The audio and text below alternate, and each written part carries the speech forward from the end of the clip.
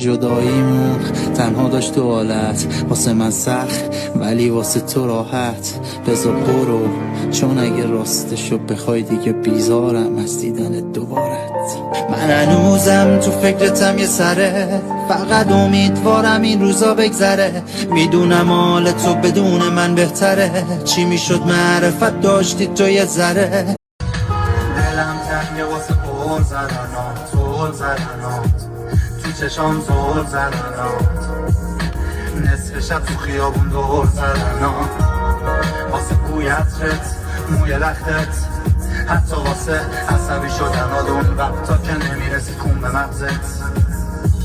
اخیراً حتی جواب تلفنات همه با تأخیرن،